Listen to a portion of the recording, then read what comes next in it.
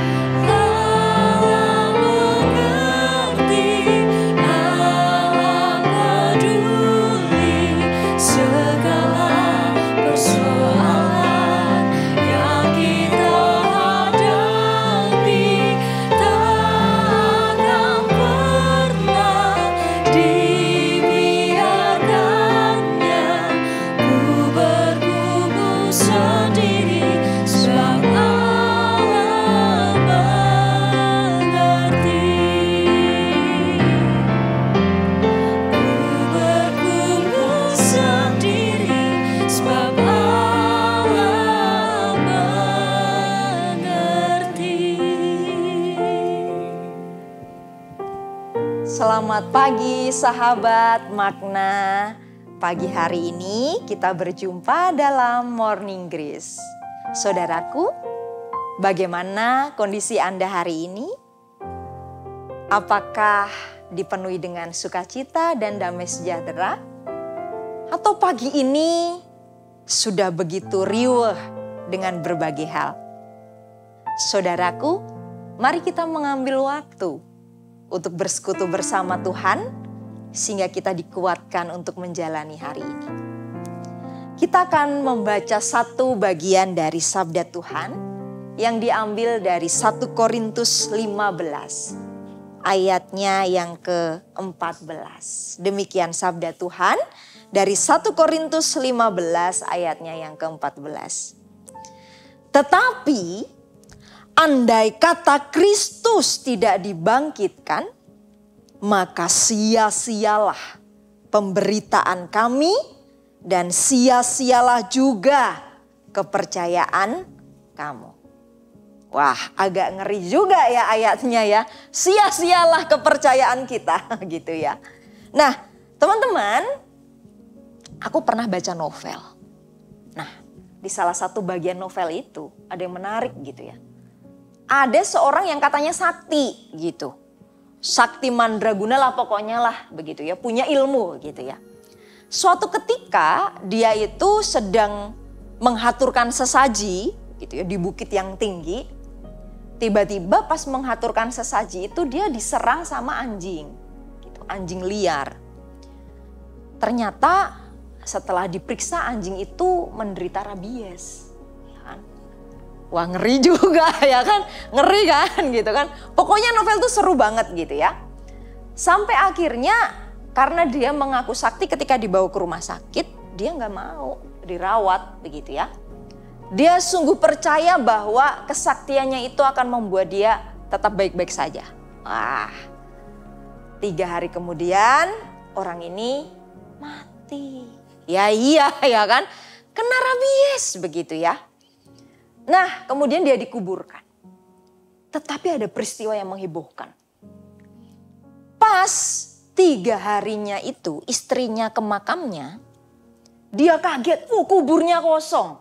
Wah kayak Yesus ya, kubur kosong kan. Wah kayak Yesus, semua orang heboh gitu. Wah berarti benar ya. Ini namanya kabur bin Sasus. Wah namanya kabur ya kan, kabur orangnya. Nah ternyata benar orang ini orang sakti gitu ya. Mereka maka tersiarlah berita ada orang yang bangkit dari kematian karena kuburnya kosong gitu. Nah telisik punya telisik, dia bukan bangkit begitu. Jenazahnya diambil oleh lawan politiknya gitu ya, disimpan oleh dia supaya menimbulkan kehebohan. Nah tapi itu cuma di novel ya kan. Ada yang seru bukan di novel. Di kehidupan kita, dekat dengan kita di Jogja tahun 2015. Tahun 2015 itu Jogja itu gempar. Mungkin teman-teman belum ada di sini ya. 2015 itu ada berita di media besar, di televisi, disiarkan langsung. Kenapa? Karena ada seorang pendeta yang sudah meninggal selama 2 minggu.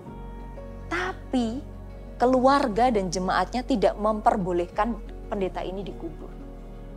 Kenapa coba kira-kira? Apakah bangkit bersama Kristus?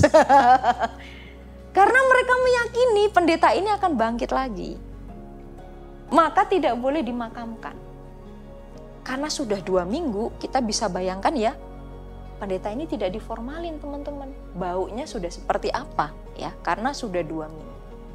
Karena sudah 2 minggu maka ada mulai laporan-laporan ke polisi begitu ya. Kami merasa terganggu dan lain sebagainya, minta dimakamkan. Tetapi kembali jemaatnya tidak memperbolehkan. Ya. Ya sudah kalau begitu kami minta waktu sampai 1 bulan.